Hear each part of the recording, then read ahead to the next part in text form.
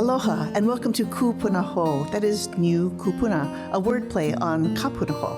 I'm Chris Yano, your host, and this is a talk story podcast by, for, and about us, the Punahou class of '69. It's a privilege to reach this age and realize, hey, we are the kupuna now. What kinds of responsibilities do we take on in this position, and what kind of legacy might we, as Ku Punahou, offer? It's easy enough to place someone like Scott Power firmly in the past legacy of Punahou and Hawaii. His family, Lowrey, has Kama'aina roots in prominent companies such as Castle & Cook, as well as much heralded public organizations such as the Outdoor Circle. He has continued a family tradition of service not only to Punahou. He was president of the Punahou Alumni Association board. He was co-chair of 5 previous class reunions. Thank you, Scott. But also to the community. He is a founding board member of the Mānoa Heritage Center and Kualiʻi Foundation. Scott, welcome and many thanks for your ongoing contributions to community well-being. Well, thank you. I appreciate being here and enjoy the conversation. Yeah, thank you. Now, I guess my first question is, why do you do it? I mean, it sounds like a silly question, but what drives you in particular to give back to community in such generous ways? Well, I think that, first of all, I've been honored to be asked to be on several boards, the Mānoa Heritage Center, Kualiʻi Foundation, starting back in 1996, and then Oʻahu Cemetery and its mortuary that was formed a little bit later, back also about the same time in 1995. So I think when someone reaches out to you and asks you if you would be willing to participate in these nonprofit organizations, they happen to be looking for a numbers guy. I'm a CPA, and I think so that was part of maybe their motivation for bringing someone like myself into it. But it's easy for me. I mean, it's something I really enjoy, being a part of these organizations that are looking to make an impact, and they have very, solid, sound principles behind them in terms of why they were founded and what their mission statements are. Obviously, it's about a lot more than numbers. But in my mind, at least looking from the outside, it's about heart. And you were able to give so generously from the heart, and to which we're so very grateful. Now, how do you attempt to impart the kinds of values that you've just been talking about to people around you, maybe your family members, or how do you transmit this? Yeah, a good question. I think that when I look at the sort of the mission statements that we've adopted with these organizations, and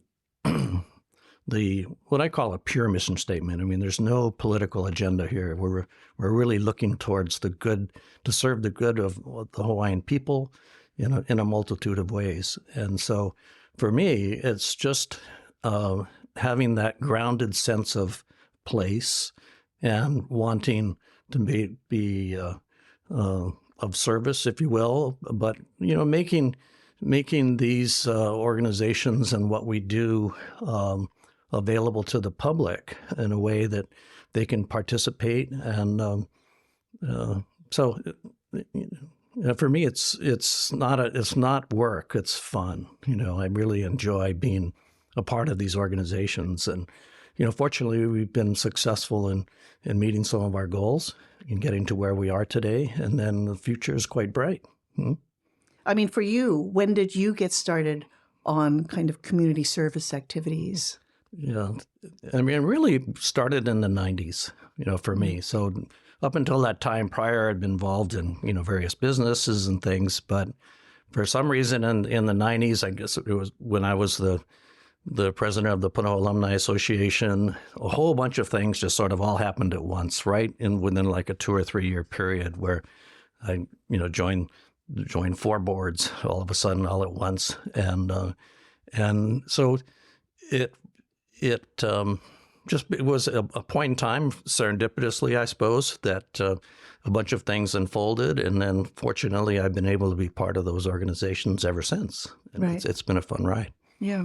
And I think it also has to do, being asked and being invited to these, to be a part of the boards is kind of recognition. Like people are saying, here's a guy whose values align with ours, who is generous. And it's that kind of recognition. Well, I suppose, it's an honor to be asked. Absolutely. And then with that comes responsibility, right? And so when you go into something like this, that's part of what's understood, at least in my mind, right? That if I'm going to do this, I'm going to commit to it and do it to the best that I can and try to, make some sort of a contribution to the entity and be a part of it. Yeah. I think that's what's so impressive, Scott, about what you do is that you do it with a kind of really generosity that can be inspiring. Oh, thanks. Yeah. Have you, and just out of curiosity, have you ever said no? Oh, good question. Trying to think of it. It seems like I have, but I can't remember what it was. Now that says something, Scott. Now you're also president of Oʻahu Mortuary and president and trustee of Oʻahu Cemetery and Crematory. What has being in this business of lives and afterlives meant for you as a person?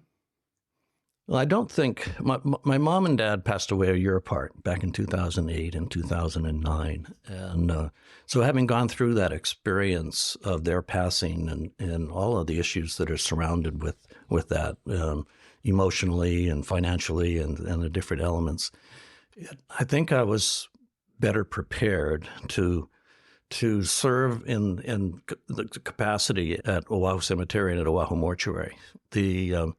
I started at the board in 1996 of Oʻahu Cemetery, and then in 2012, a new statute was passed by the legislature which required the upgrade to state-of-the-art crematory. And so I then stepped in as the chief executive officer at Oʻahu Cemetery in 2013 to take us through this transition of stopping the old crematories that were built back in 1906 and building the new facility. And so we needed someone to come in that had kind of the financial wherewithal and to take us through all of the Environmental Protection Agency, Clean Air Branch, Department of Sanitation, and then build this new facility.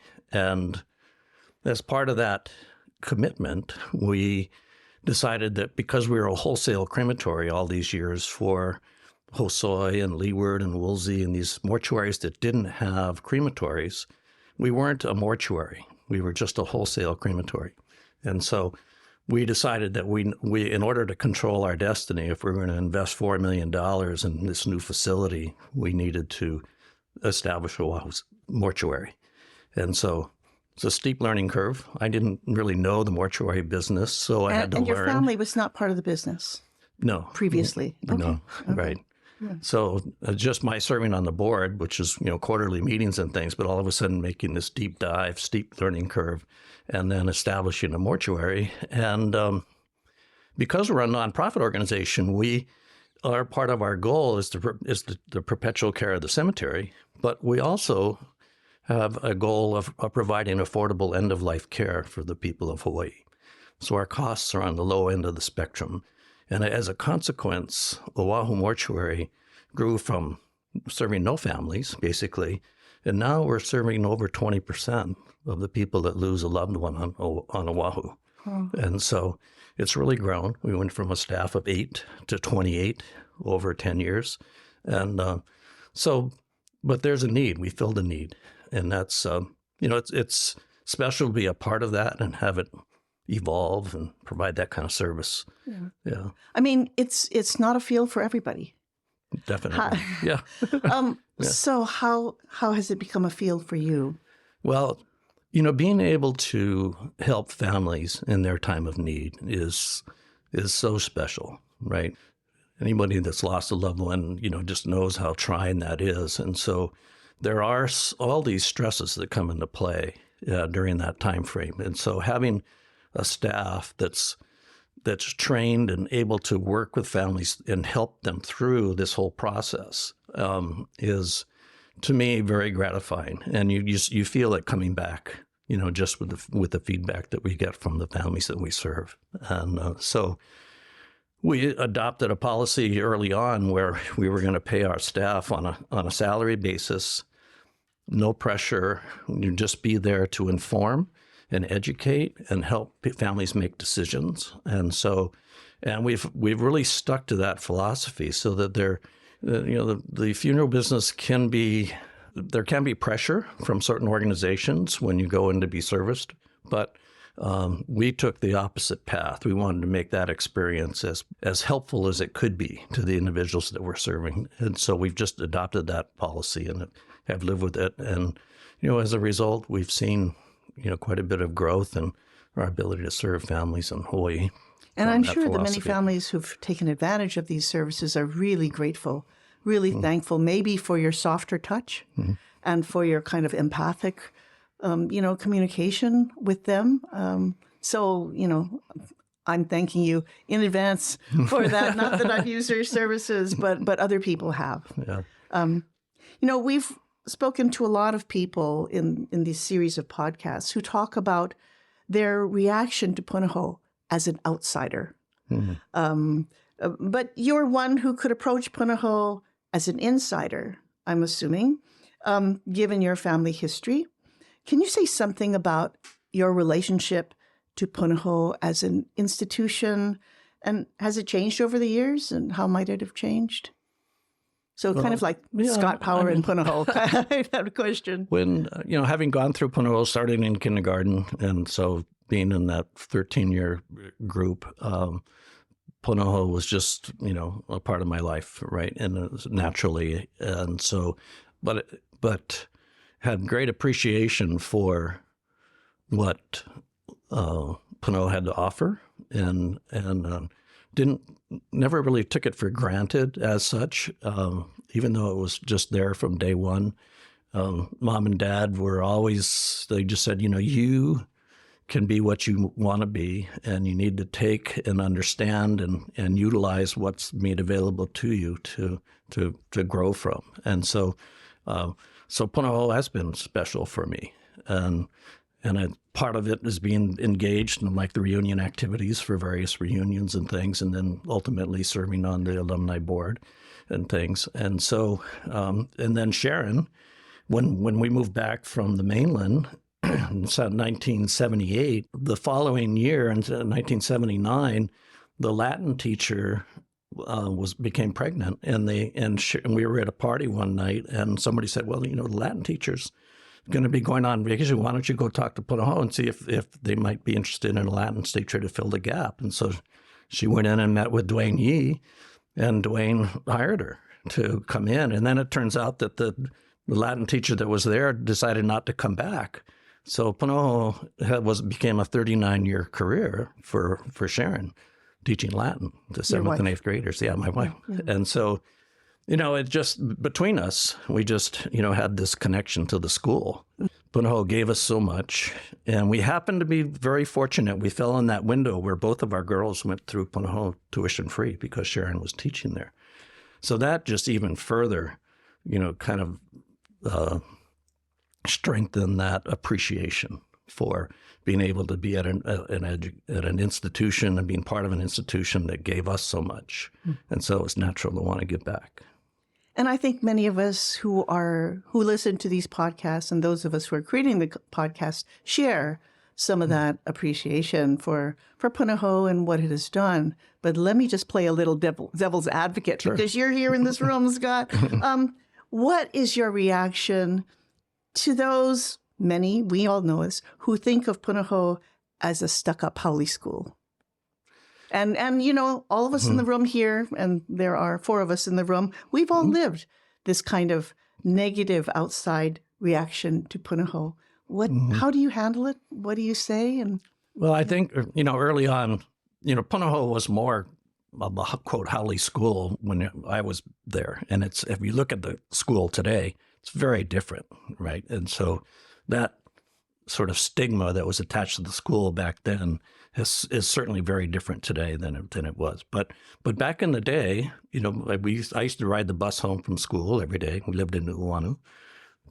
Dad would drop us off in the morning. We'd be at school, and then we'd ride home. And so we'd be riding the bus with kids from Maryknoll and from Kualiʻi school. And, we'd get, you'd have this big cross-section of kids that we would be encountered. And so there was a little bit of that. But, at the end of the day, for me personally, it was just if I respect everybody else, then ultimately, hopefully that respect will come back. And so I just felt like I needed to live the role of being respectful to other people. And then, and it worked, because I rarely had any encounters with anybody that just challenged, every once in a while be these offhand comments, but, at the end of the day, if you don't respond to it and you just kind of acknowledge and try to be, neutral and welcoming, yeah, it seemed to have worked.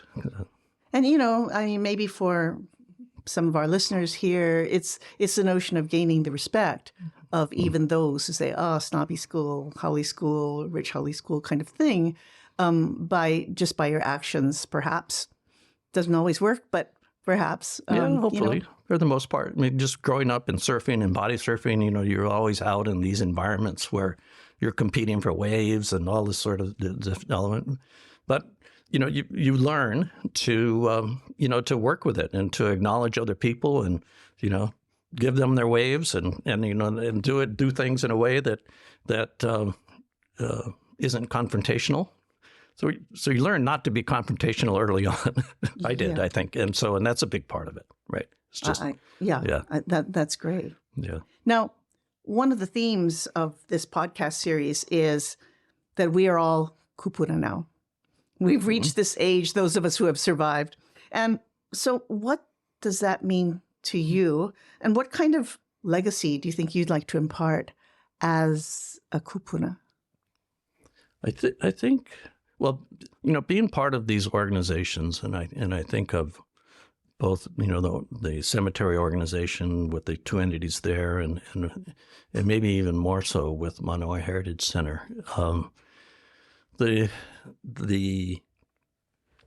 mission statement of Mānoa Heritage Center to be thoughtful stewards of our communities, and becoming thoughtful stewards, and being able to be part of an organization that even today, Mānoa Heritage Center, we're re-envisioning. We're going through, just this month, we're going through a new strategic planning process with the board and with members of the community to envision how this 3.5-acre campus may be able to positively impact the community in so many different ways. And so with Sam and Mary Cook's passing and their big house becoming now part of a historical home and museum with the art collection and Hawaiiana and book collection and everything else, and how to integrate that into the community. That's really it's a challenging process, but it's also a potentially very rewarding process to be able to kind of think about how can we positively impact the members of the community and make this resource available to them so that it can develop the leadership of tomorrow for Hawaii. So I take that very, very seriously, and in a very enjoyable way to be part of this group of people, staff, community, and board members that are envisioning this process moving forward in this entity. And that, to me, is how I would hope to leave some form of a legacy, I suppose, just being a part. It isn't me. I'm part of it, right? It's a much bigger organization that's part of that. But if I can make some contribution to that process in a positive way, that would be meaningful to me.